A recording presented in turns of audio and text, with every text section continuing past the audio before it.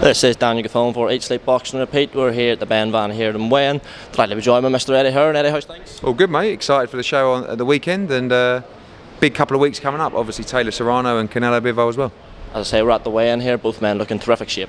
Yeah, Van Heerden looked ripped to shreds. I mean, big guy. You know, like Conor Benn's a decent-sized welterweight, but Van Heerden's a big, strong welterweight, going to be very big in the ring. Southpaw as well, but Conor's looking sharp and ferocious, and I think he's going to put on a spiteful performance. Yeah, as you say, Van Heerden ripped the absolute pieces. Were you a bit surprised? He came in as a pound and a half under, I think it was. I mean, 5'11", yeah, big welterweight. He was quite surprised. I think obviously he stood on the weight and scales, but sometimes you can make weight in the morning and be half a pound under. Then you're walking around for 2 or 3 hours and you can drop another half a pound if you're hydrated, which he clearly is. So he's in tremendous shape and big, tall, big shoulders. So tomorrow he's going to be 162, 163, and he'll be a big size in there. It's almost becoming a cliche that Chris Van Heerden's the first southpaw Conor Benn's facing. Do you think that's really just the sort of $1 million question as to how this fight goes to Conor, how well he handles the southpaw? It's a big challenge, and it's really important for him to fight a southpaw, because you can't go into an Errol Spence fight or someone like that having never fought a southpaw. It'd be a disaster. So that's really the big challenge in this fight, is adapting to that southpaw stance. But he's done hundreds of rounds of southpaw sparring, and he looks in tremendous shape. You mentioned the fact, obviously, it's a new challenge for Conor. We do expect him to come through it. Some of the names that have been banding around, you've got Mikey Garcia, Danny Garcia, Adrian Broner. Just to put you in one thing, another name that you mentioned in an interview, I think IFL it was with a couple of days ago, was Amir Khan. Is that really a fight you're considering for Conor? Not in the summer, because Amir talks about fighting again and talks about actually coming back with a comeback fight and then being in a big fight. I mean, he was injured going into the Kell Brook fight, but was it the injury or was it just that it's the end of his career? So we'll have to see. But still a big name, but we may miss the boat on that fight.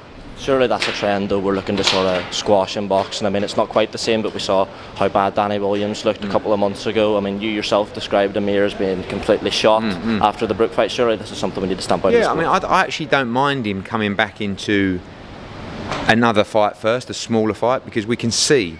Like, what I don't want to do is make a big fight and then you do realise that he's shot. So if he comes back in a fight where you can actually see where he is after his injury, I don't mind that as much. But I think retirement is definitely an option as well. Big night in the welterweight division over in the States as well. You've got a massive unification fight between Errol Spence and your Dennis Ugas. Even on the undercard, you've got Stanionis Butiev. The welterweight division just so stacked at the minute. Does that make it slightly more tricky navigating the career of someone who could be such a big star for yourself, like Conor Benn? But also you get to the stage where you have to take the jump, and that's really approaching fast with Conor Benn if he can beat Van Heerden. So we'll see how he gets on. It's probably the most difficult division in boxing in terms of its depth and its quality, but Conor Benn's improving every fight.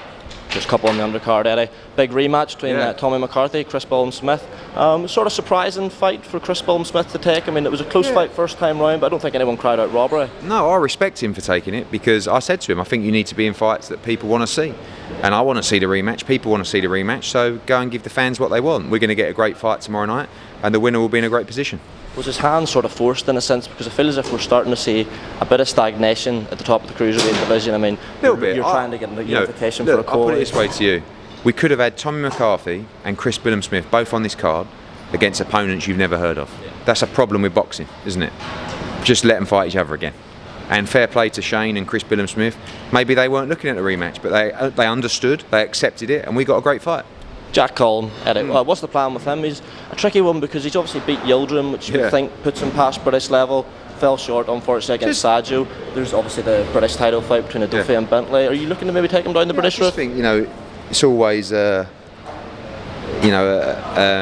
brilliant fight with Jack Cullen, isn't it? And actually tomorrow night he'll be in another great fight, even over 8 rounds. So I'm just keep on giving Jack Cullen the opportunities. He's a great guy, got a big fan base as well, and always in exciting fights. You've got a sort of feels like a star in the making here as well with Alicia Baumgartner.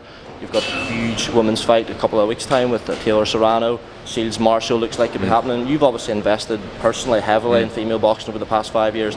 It feels from an outsider point of view anyway, you're really starting to see sort of the fruits of that in the past 6 months, even a year. Do you feel that yourself? Yeah, for sure. And big stars. Baumgartner's a big star. You can just see it, and she's a very exciting fighter. Her against Michaela Meyer is another mega fight for the sport. And we'll continue investing in women's boxing, of course, with the biggest of them all in a couple of weeks between Taylor and Serrano. Yeah, from one mega fight on to the next, then you've got Canelo-Bivol.